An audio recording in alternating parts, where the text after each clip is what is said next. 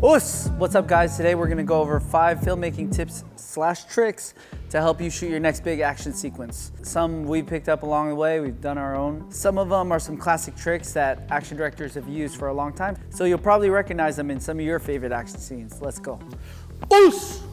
Our first trick is a double cut. It's a pretty classic move. You've seen it in all the old Hong Kong movies, and Jackie used to use it a lot. Sometimes it's done in slow motion, and really what it is just showing an action twice. You kind of just boop, show it once, show it again in a different angle, depending on what your style is. And a lot of times it's in high speed. Whoom, whop, whoom, wow.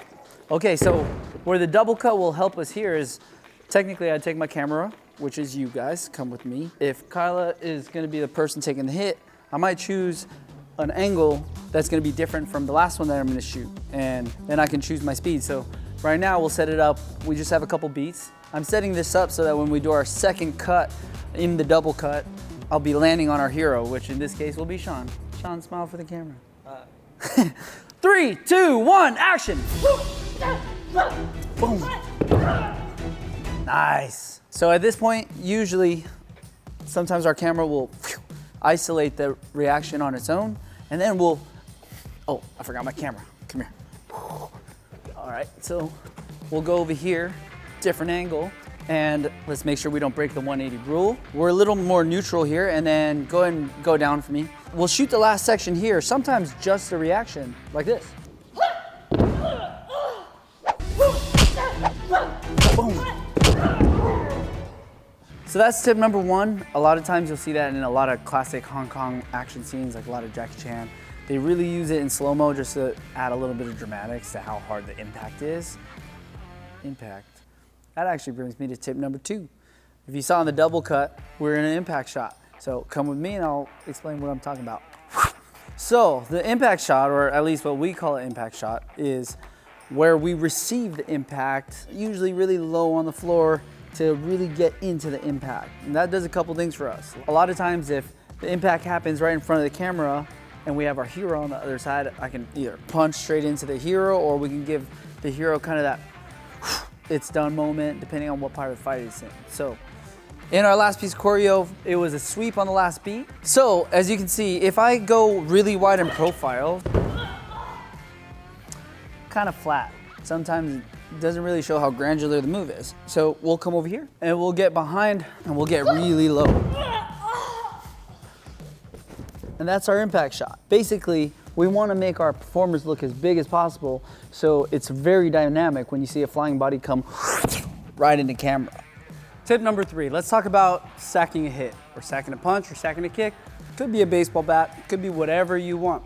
It's your action scene. When we sack a punch, it's literally missing, but in an angle to where it shows a hit.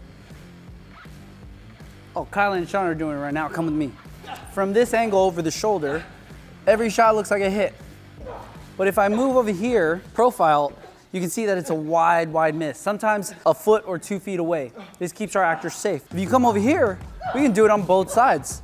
They haven't moved an inch, but all these hits look like hits. And this is really good for when you want like that dramatic reaction to camera for our famous actors. It's Sean. Number 4. 4 is another classic trick used in many scenarios and not just action. But what we usually use it for is like usually when a hero is throwing a knife or something sharp like a katana / wakizashi. So it's small. Anyways, number 4 is whip pan. As you can see, our hero Kyla has obtained her wakizashi, and she's got super focused eyes. She really wants to get that blade into Sean's neck. We can't do that for real, so what we'll do is we'll use our whip pan to cut into an actual prop knife that's actually cut in half, that's gonna stick into Sean's neck, and it keeps it very safe.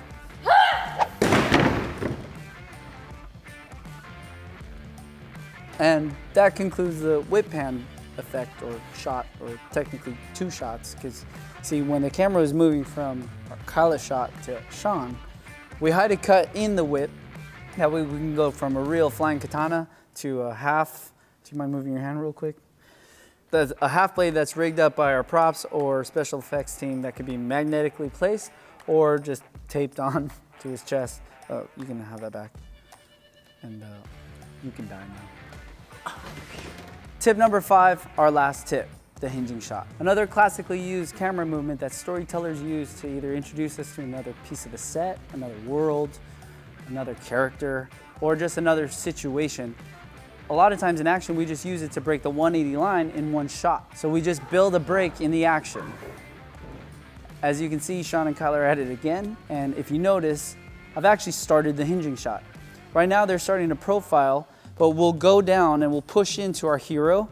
Kyla just got kicked. Maybe she's saying a line. Maybe she's just really upset at Sean. And she'll raise back up into her mark for the next piece of action. And if you notice, we've actually crossed the line. If you're not familiar with the 180 rule, look out for the videos coming soon. We'll talk about that. But depending on who your director is, sometimes they're very particular on the way they cross the 180 line. In this way, we can do it all in one shot. And at this point, Kyla and Sean just continue their action.